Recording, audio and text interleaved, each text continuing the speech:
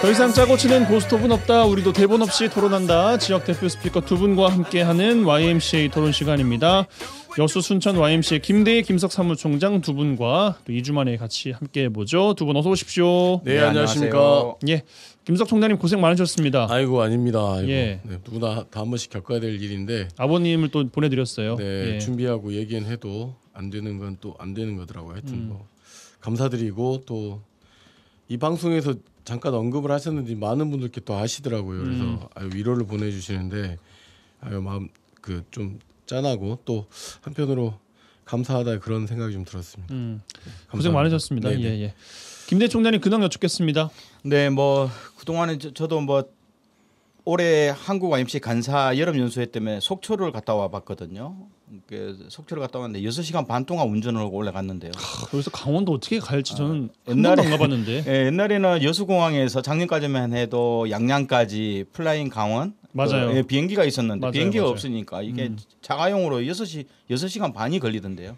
8월 말에 저희 뭐 직원들 한 7, 8명이 또 가야 되는데 사전 답사를 하고 내려왔고요. 그리고 특히 이제 다음 주부터 이제 본격적인 무더위가 시작되는 7월 29일 월요일이죠. 월요일부터 6박 7일 동안 우리 전국에 있는 청소년들, YMCA 청소년들 100명이 이제 김해 봉화마을, 작년에는 여수시청에서 출발했죠. 여수시청 출발했는데 올해는 김해 봉화마을에서 임진강까지 600km를 자전거를 또 달립니다. 그래서 여수 지역 청소년 11명이 참여를 하거든요.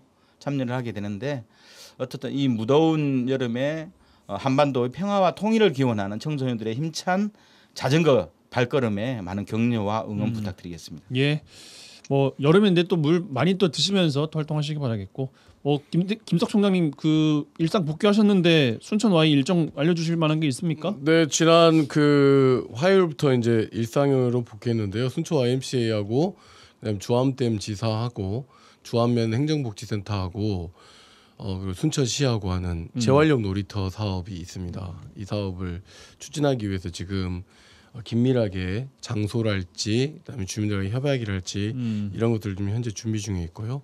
그다음에 이번 주 토요일 날 그 전남 동부 신대에 있는 전남 동부청사에 전라남도에 신종훈 행정안전위원회 위원장님이 오십니다. 여기에 여순 유족들하고 여순 관련된 단체들 관계자들 모여서 행정안전위원회에서 해줘야 될 일에 대해서 좀 설명을 드릴 거고, 그리고 어제 뉴스 보도에도 나왔습니다마는 여순 11구 명예회복과 진상규명과 명예회복위원회에서 구례에서 무슨 일이 좀 있었지 않습니까?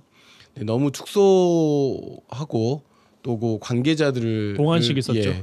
봉환식 자체를 너무 뭐랄까 지금 현재 여순위원회가 지금 하고 있는 것과 비슷하게 너무 축소하고 그리고 너무 사람도 많이 없었다고 하더라고요. 그런 식으로 이 지역사회에 굉장히 큰 아픔을 조금 이렇게 축소하고 왜곡하려고 하는 모양이 그대로 보이는 건 아니냐라고 해서 여순 11구 범국민연대에서 좀 성명서도 내고 좀 그러고 있습니다. 그래서 향후 행정안전위원회의 역할과 그 다음에 민주당의 여순특별위원회의 역할이 좀 중요한 시점인 것 같고요. 이 관련된 이제 간담회는 8월 5일날 국회에서 아마 개최될 것 같습니다. 예, 알겠습니다.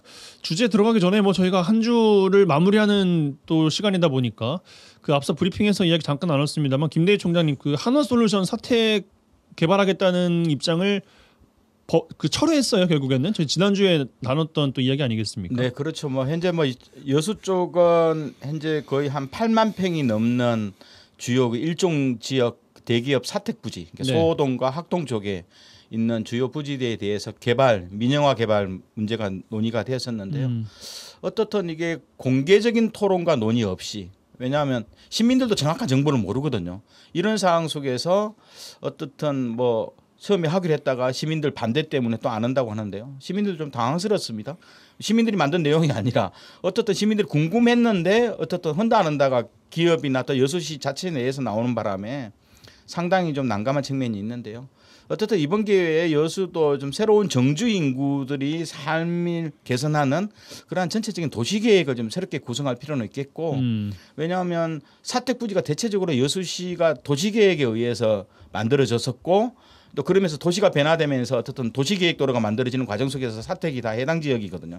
이러면서 어차피 변화는 필요한데 이것이 좀 공개화되고 모든 자료들이 공개화되면서 시민들의 자유로운 토론과 논의 속에서 공론화 속에서 이루어진다면 아무 문제가 없는데요. 네. 이게 좀 공무원 사회에서 좀 비밀적이고 비공개적인 영역에서 트다 보니까 좀 기업도 마음이 상하고 시민들도 좀 이가 뭐가 뭔지 좀 모르는 상황에서 이런 일들이 자꾸 좀 벌어지는 것 같습니다. 네.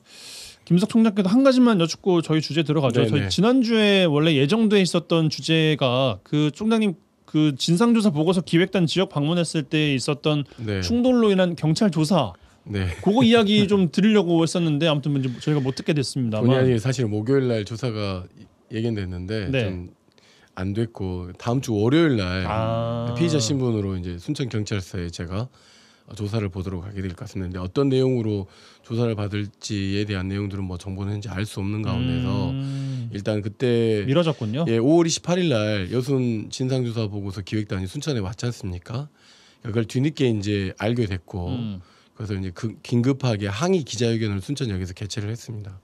근데 이제 진상조사 보고서 기획단 분들에게 유족들을 좀 만나고 가라 그런 것들이 좀 요구하고 그런 과정에서 원래 이제 기자회견으로 그 진행을 된 거고 네, 네. 관련된 정보를 다 이제 줬음에도 불구하고 경찰들에서 봤을 때는 이 불법 집회 아니냐라고 하는 이런 관점이 좀 없지 않아 있는 것 같아서 월요일 날 제가 조사를 잘 받고 또 우리 잘못한 게 있으면 잘못을 뭐 했다고 말씀도 드리고 또 너무 과도하게 이 진상조사 보고서 이 억울한 유족들의 요구들이 자칫 이런 것으로 옥죄는 듯한 또는 억압하는 듯한 그런 조사가 아니기를 좀 바라는 마음을 갖고 있습니다. 예, 알겠습니다. 끝나면 또 여쭤보는 시간 뭐 예. 가져볼 수 있도록 하죠. 주제로 들어가겠습니다. 이번 주에 여러 뉴스도 나왔습니다만 여수시 인구 27만 명이 붕괴가 됐다는 거예요. 28만 명 선이 무너진 지 3년 만인데 전남 22개 시군 가운데 순천, 광양 뺀 나머지 20개 시군이 인구 소멸 위험 지역입니다. 뭐 전남도의 예측으로는 2030년에 여수시 인구 24만 명을 이제 바라보고 있다라는 이야기도 함께 어제 전해드렸습니다만 정부에서는 생활 인구를 중심으로 한 정책 개발에 나서고 있고 인구 감소적 지자체는 특례 사항을 발굴하는 데 안간힘을 쏟고 있습니다. 저희 뭐 상황 현안들을 좀 짚어보고 생활 인구 정책은 과연 그러면 실효성이 있겠는가라는 이야기까지 좀 나눠보면 좋겠습니다. 김대희 총장님, 27만 명 무너진 것에 대해서 어떤 생각을 좀 갖고 계십니까? 여수시 인구. 네, 다른 때보다도 이제 30만 무너지는 그 충격하고 좀 더 오히려 더 강력한 30만 무너질 때보다도 시민들이 충격이 더 심하더라고요. 맞아요. 여수가 30만일 때가 있었어요. 네, 33만 명. 맞아요. 98년도 3년 통합 때는 33만 800명, 33만 명이 넘었던 시기였는데 지금은 이제 27만 무너졌고요. 무너지는 게 사실이죠. 현실적으로. 그러면서 결국은 전라남도 예측이 맞다고 봐요. 2030년 되면 25만 정도 도시로 갈 거고 사실상 이제 20만이 마지노선이거든요. 20만 밑으로 떨어지면 모든 도시는요 감소할 수밖에 없는 구조인데 어떻든 이건 뭐 어쩔 수 없는 대세, 백약이 무효인 상황이라고 보지만 특히 이제 인구 감소 시대가 들어선 속에서 수도권을 제외하면 다 감소였거든요. 이건 이제 이중적인 두 개의 이제 핵폭탄을 얻어맞은 것이 여수의 대표적 사례다 볼 수 있는데요. 저는 어떻든 지금 형태의 인구를 유지하는 정책이 좀 필요하다. 이제 더 이상 뭐 어차피 감소될 건데 그렇다고 28만 회복하기는 힘드는 거고요. 대신 지금 이제 26만 정도를 가지고 여수 시민들이 좀 행복하게 살아갈 수 있는 도시라면 활기차고 행복하게 살아가는 도시라면 인구는 한 10,000명 정도는 더 늘어날 거다. 그래서 현재를 더 이상 축소하지 않고 도시를 어떻게 활력 있게 만들 것인지 그리고 정주하는 사람들이 삶의 질이 어떻게 높일 것인지에 행정적 중심을 좀 가져가는 게 어떨까 좀 싶습니다. 그러면 말씀하시기로는 정책적 방향이 조금 아쉽기 때문에 가파르게 감소한 측면도 있다라는 말씀이실까요? 현실적으로 그러죠. 왜냐하면 여수시가 좀 인구 관련돼서 인구 증가라든가 인구 현재를 유지하기 위한 정책들이 유사해요. 특별한 게 없어요. 그러니까 시 정책은 한 3천억 가까이를 인구 정책에 쓴다라고 하지만 그게 대부분 특별한 정책이 없는 거예요. 그러니까 여수가 어떻든 27만, 28만 정도의 자족적인 정주 인구가 좀 행복하게 살 수 있는 방식에 적극적으로 예산이나 정책들을 가지는 게 아니라요. 다른 지자체가 가지고 있는 유사한 방식을 조금씩 쓰고 있는 현상이 있어서 다행히 뭐 여수시는 그러한 정책적 문제를 가지고 인구와 청년 정책관을 별도로 부시장 직속으로 나와서 좀 혁신적인 정책을 만들겠다고 하였는데요. 지금까지 여수시가 마음은 급하지만 어떻든 뚜렷한 인구를 현재의 인구를 유지하고 또 여수 시민들이 좀 정주 의식을 강화시킬 만한 적극적인 정책은 없었기 때문에 해법을 제시하지 못하고 네, 있다. 현실적으로 더욱더 인구 유출이 더욱더 많아지지 않았나 생각을 하는 겁니다. 김석 총장님, 네. 그 뭐 그렇게까지 뭐 큰 차이는 아닙니다만 뭐 순천은 조금씩 늘고 있다고 이제 자랑을 하잖아요. 네, 참 좀 정체되어 있는 게 지금 사실은 맞는 그러니까요. 거죠. 그렇다고 해서 뭐 그 앞자리가 드라마틱하게만 바뀌는 그렇죠. 정도는 이제 아닌데 아무튼 뭐 여수는 줄고 있고 순천은 늘고 있다고 해서 순천은 대외적으로 홍보하는 것도 좀 없지 않아 있는 것 같습니다만 특별한 인구 유입 정책, 유지 정책은 뭐가 있을까요? 생각하시기에. 일단은 국가적으로는 출산율이 현재 감소하고 있는 상황이고 그다음에 고령화 중심에 되다 보니까 이게 쉽사리 인구가 늘 수 있는 조건은 아닌 것은 모두가 다 알고 있잖아요. 전국적인 현상이긴 해요. 그것도 더군다나 네. 우리가 1점대도 출생률이 1점대도 아니고 0.7, 0점대인 가운데서 네. 그러면 기존에 각 도시가 가지고 있는 정주 여건을 비롯한 도시의 경쟁력이라는 게 있지 않겠습니까? 전라남 도에서 놓고 본다고 하면 여수만큼 경쟁력을 갖고 있는 도시도 사실은 찾아보기 어렵습니다. 그다음에 가까운 순천, 광양의 인근의 도시들이 있는 가운데 이 여수의 27만 인구가 무너진 이것은 다른 도시로 뭐 유입된다 유입되지 않는다는 문제를 떠나서 다른 도시도 굉장히 심각하게 위기로 받아들여야 될 상황인 것이죠. 예를 들어 봅시다. 여수 같은 경우는 대규모의 일자리도 있는 도시예요. 문화관광이라고 하는 것이 굉장히 적극적으로 사시사철 운행되고 있는 건데 이런 도시마저도 기존의 인구가 좀 줄어들고 있다라고 하는 것을 굉장히 위기감이 굉장히 팽배되어 있는 것이라고 봐야겠죠. 그러니까 젊은 층은 분명합니다. 젊은 층은 분명히 교육과 취업 때문에 결국은 이 지역을 지금 현재 떠날 수밖에 잠시 잠깐이라도 떠날 수밖에 없는 상황인 거잖아요. 그러니까 이런 것들에 대한 회복 탄력성이 현재 부족하다는 것이 여수, 순천, 광양 모두가 공히 다시 인정해야 돌아오는 되는 것에 것이죠. 대한 그렇죠. 문제. 그러니까 저는 이제 예를 들어서 여수의 인구가 줄어서 광양으로 가거나 순천으로 간다고 하면 이 회복 탄력성이 좀 유지된다고 보는데 아예 다른 도시로 가버린다고 하면 대단히 좀 심각한 문제라고 보는 거죠. 그러니까 전라남도 안에서의 이 여수의 인구가 줄어든 것이 어딘가에 가서 어딘가로 이동하는 것은 가능한 문제이지만 이것이 아예 그냥 서울 경기권으로 유입돼 버리는 그러니까 이민처럼 유입돼 버리는 인구로 나가는 것은 전라남도나 그다음에 여수, 순천, 광양이 공동 동시적으로 방어하기 위한 노력과 정책이 필요한 건 아니겠느냐 그렇게 좀 보고 있습니다. 저도 현실적으로 주민등록상 인구를 근거로 여수, 광양, 순천을 분리하지만 인구 정책이나 그 거주 여건의 개선들은 저는 여수, 순천이 공통적인 내용이 굉장히 많거든요. 맞아요. 맞습니다. 네. 그러면 여수만의 인구 정책이 아니라 전남 동부권 지역, 주요 3개 도시 혹은 또 여수, 순천은 인구 정책에 서로 좀 협의를 하고 서로 간의 장점에 맞게 좀 뭐랄까 특징을 가지고 한다면 좀 어떨까 하는 싶음이 있어요. 왜냐하면 여수 혼자서만 여수시 혼자만 이 문제를 고민할 사항은 좀 아니라고 보는 거고요. 이 여수 같은 경우 보면 도시면 굉장히 살기 좋아요. 도시는 굉장히 살기 좋고 여수 산단 대기업 다니는 사람들은 굉장히 살기 좋아요. 그럼 그것이 아닌 사람들 소라 율촌이나 이런 하양면이라든가 시골에 사는 노인들은 굉장히 불편하고요. 그리고 대기업에 다니지 않는 중소협력체 사람들은 굉장히 어려운 삶을 살아가는 극단적인 빈익빈 부익부 현상이라는 이 차별적이고 그리고 뭐 이런 현상들이 여전히 존재하는 도시. 그래 거기에 편입되지 않으면 삶의 질은 급격히 나빠지는 곳. 이건 결국은 사람 살기 좋은 도시는 아니라는 거죠. 왜냐하면 어렵네요. 네 그렇다 보면 결국 외곽 있는 쉬운 사람들은 문제는 아니죠. 순천하고도 같이 붙어 있거든요. 오히려 여수의 소라면 유추면 사람들은 순천 시내버스가 더 많이 다녀요. 그러니까 인구가 서로 교환되는 거거든요. 그러니까 저는 이제 김대중 총장님의 의견에도 좀 동의하는 것이 우리 전남 동북권 같은 경우 기후와 관련된 그다음에 인구와 관련된 문화 관광과 관련된 문제에 대해서는 공통 대응을 하기 위한 것들이 필요한 것이고 그러게.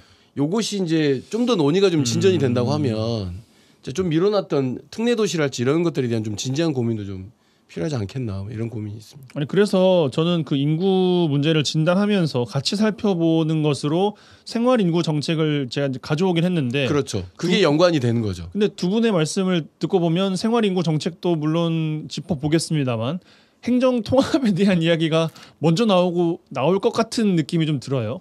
아마 이 문제를 굉장히 빨리 해결하려고 하는 사람은 행정 통합에 대한 문제를 제기하겠지만 예. 여수, 순천, 광양이 공이 인구 문제와 관광 문제와 경제와 관련된 문제에 대해서 거의 같은 생활권이기 때문에 공동 협력하는 문제를 먼저 제기한 다음에 정말 필요한 건가라고 하는 질문을 던지는 과정이라고 하면 의미가 있겠지만 너무 정치적으로 또는 뭐 행정적으로 편의적으로 이렇게 통합을 좀 던지는 것은 과거에도 그렇고 굉장히 좀 무의미한 논쟁일 가능성이 높죠. 그럼 그 중간다리 역할로 생활 인구 정책은 좀 유의미하다고 보세요, 그러면? 어쨌든 여수, 순천, 광양 내에서의 생활 인구들이 서로 이동하고 있고 1시간 내 또 1시간 반 내에서 그런 것들이 있기 때문에 이 지역 내 그러니까 여수, 순천, 광양의 인구가 줄어드느냐 줄어들지 않았느냐라고 하는 것을 본다고 한다면 생활 인구로 적정하게 정책을 수립하는 건 굉장히 유의미한 거라고 봐야죠. 근데 어떻든 저는 인구 20만 대의 서로 반경 30km 이내에 몰려 있는 지자체는요. 유사한 내용들을 가지고 있거든. 정책의 유사성이 있기 때문에 저는 행정통합 이전에 오히려 이런 자치단체끼리 좀 뭐라 그럴까 자치단체장들이 서로 상호 유사한 정책들은 서로 좀 통폐합을 하거나 아니면 차별을 두면서 진행하는 방식이 저는 좋다고 봐요. 우리가 기계적이고 강제적인 행정적 통합보다는 통합 이전에 여러 가지 이런 행정 유사 정책들은 같이 공유하고 그건 그거 하지 말고 우리가 이거 할게. 대신 우리가 하고자 하는 것은 그쪽이 좀 낫겠다. 그쪽에 우리가 정책적 지원을 할 테니 이렇게 상호적 협의를 하면서 가는 것이 저는 인구 정책, 특히 이제 정주 정책에 있어서 가장 핵심적인 사안이라고 보는 거죠. 그렇다 보면 그게 도시 계획에 있어서 도시 기반 시설이나 또 지역의 공공재, 교통 영역, 그리고 문화 관광에 필요한 공공 서비스 영역이 굉장히 많거든요. 이런 영역들은 같이 좀 공유해 나가는 흐름들. 그런 정책이 굉장히 필요한 거죠.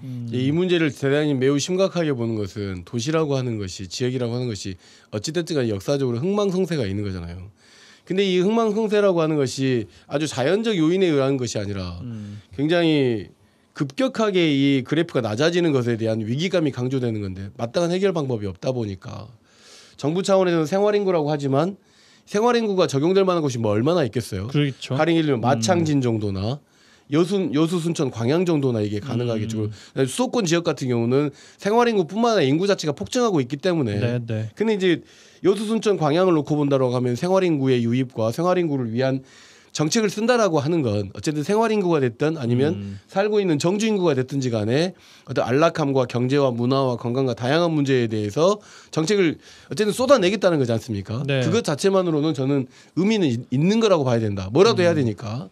예, 좀 그렇게 보고 있습니다 저는. 네, 김대희 총장님 그 생활 인구라는 것이 뭐 단순히 그 지역에 살진 않지만 왔다 갔다 하면서 충분히 그 생활권 내에 있는 인구들의 활동 그걸 통해서 어떤 경제적인 창출을 이끌어내고 지역의 발전을 이끌어낸다라는 정도로만 이해하는 분들도 계실 것 같은데 저도 그렇고 그 이상으로 좀 챙겨야 될 게 있다면 어떤 설명을 좀 주고 싶으세요? 현실적으로 우리가 이제 등록 인구 이게 상주 인구 개념이죠. 등록 인구 주민등록 등록이 되어 있는 인구 기준으로 국가 정책이나 지방 정부의 재정이 다 투입되거든요. 지방 교부세뿐만 아니라 우리가 그럼 좋다. 그러면 주민등록 거주 인구인데 특히 이제 제주도가 그러죠. 제주 여수는 오히려 생활 인구가 더 많은 거거든요. 주민등록 인구보다는 여수가 지금 26만 이제 27만이라고 본다면 실제로 여수시는 생활 인구 치면 28만 5천, 29만 정도 되거든요. 그러면 실제로 등록상 인구보다는 거주하는 사람들이 많은 거거든요. 좀 그렇다 보면 우리가 거기에 따른 지방 정부의 재정 투입의 방향이 달라져야 되는 거예요. 27만 도시가 아니라 29만 도시인 거거든요. 그리고 우리는 어느 동에 사람이 2만 5천 명 산다가 아니라 3만 5천 명이 살 수 있는 거거든요. 현실적으로요. 외국인 포함해서 타 지역의 주민등록증이지만 여수를 실제 여수에서 먹고 살고 경제적 행위를 하고 있는 거기에 따라서 행정이 바꿔지는 측면이 있는 거거든요. 그래서 우리가 굳이 이제 주민등록 거주 인구보다는 생활 인구 형태를 보면서 정책이나 또 정책의 우선순위, 예산의 투입 뭐 이런 것들이 좀 변화돼야 되는 거. 그렇다 보면 좀 더 구체적인 공공 데이터, 행정 데이터가 좀 더 객관화될 필요는 있는 거죠. 생활 인구 자체가 일시적으로 그 지역에서 생활하고 활동하는 인구라고 볼 수 있는 거잖아요. 예를 들면 출퇴근하는 인구, 여수 많잖아요. 네, 그렇죠. 그다음에 관광객 인구 굉장히 많죠.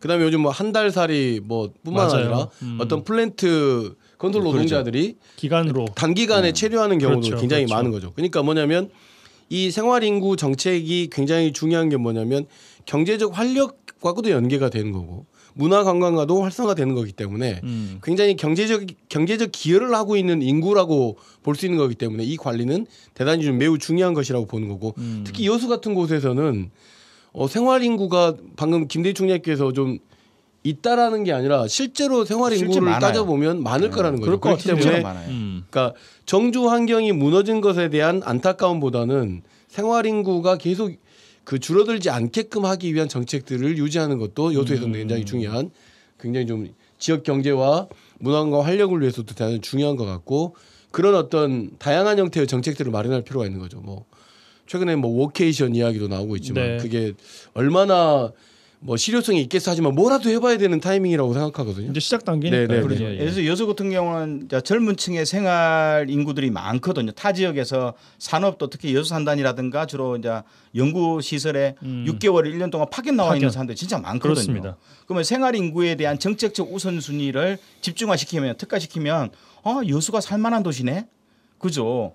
결국 주민등록 이전을 그 자체보다는 살면서 여러 가지 행정적 혜택이나 지원이 많으면 공공 서비스가 많으면 여수는 살만한 도시로 인식되는 거거든요. 그러면 생활 인구가 아니라 내가 여기 정주하고 살겠다라는 판단도 할 수 있는 거고 우리 아들 같은 경우도 주소는 여수로 되어 있지만 순천 살고 광양 살거든요. 두 군데서나 살아요? 아니요. 순천 살다가 아니고 광양 살고 지금은 광양에 살고 있거든요. 그런데 우리는 굳이 주민등록을 이전할 필요는 안 느끼는 거잖아요. 그럴 수 있어요. 예. 그리고 사실상 여수하고 순천은 상당히 많은 공공 영역, 공무원 영역이라든가 산단 기업에서 거의 한 3분의 1, 4분의 1 정도가 그냥 주소 안 옮기고요. 순천 근무하다가 밤 되면 또 퇴근하면 여수 오고 또 여수에 5시나 6시 되면 순천 가는 도로가 굉장히 밀리잖아요. 그렇죠. 그런 식으로 서로 같은 생활권이기 때문에 아마 생활 인구 영역도 좀 적극적으로 봐야 되는 거고 정부도 그렇다 보면 생활 인구에 대한 적극적인 행정 변화가 좀 필요하다고 봐요.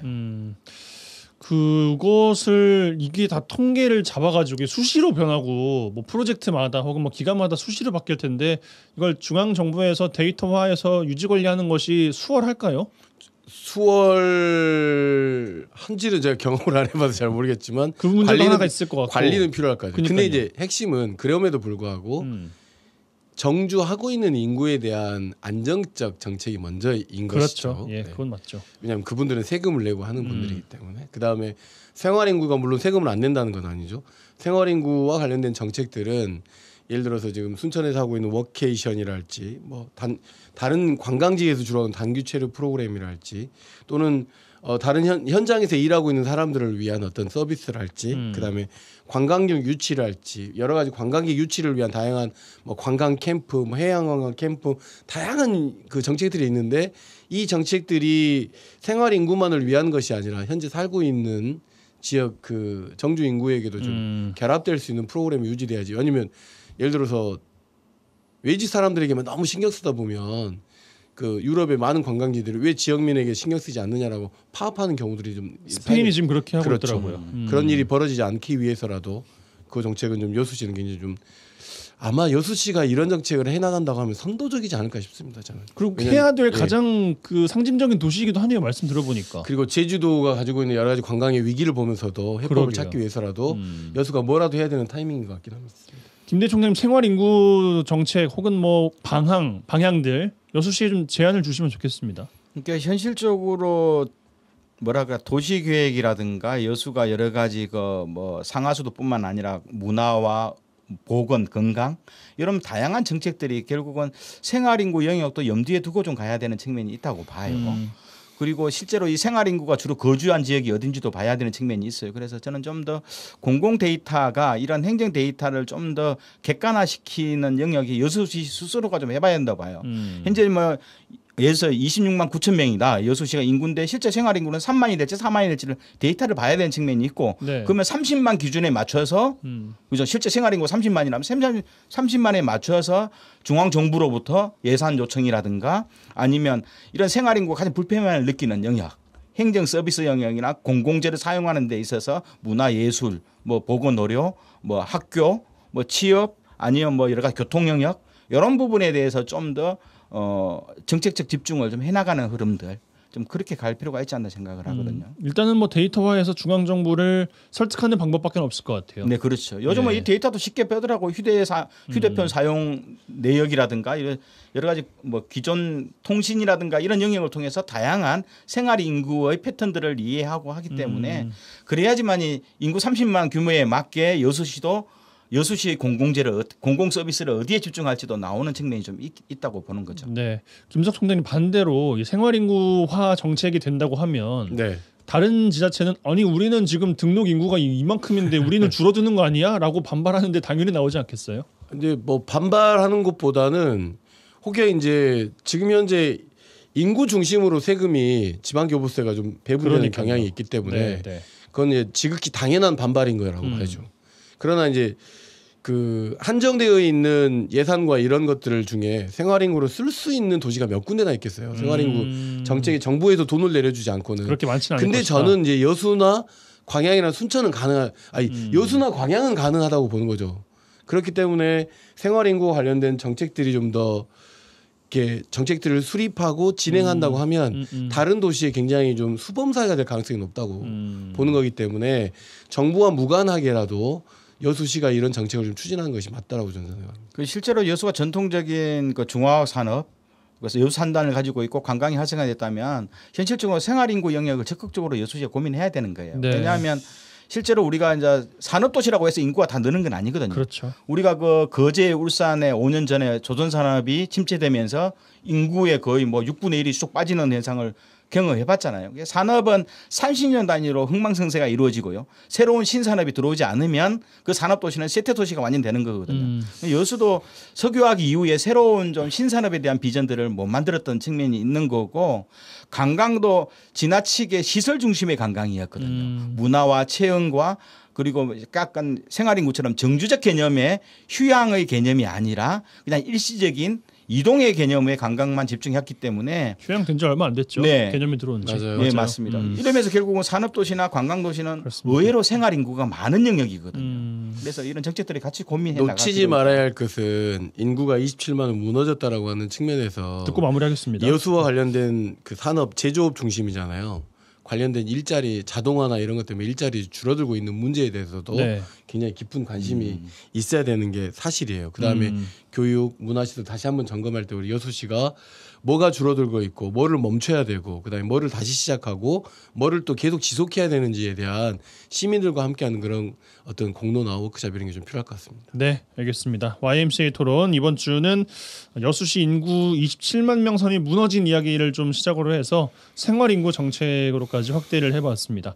여수 순천 YMCA 김대희 김석 사무총장 두 분과 함께했고요. 두 분 8월에 또 뵙겠습니다. 고맙습니다. 네, 감사합니다.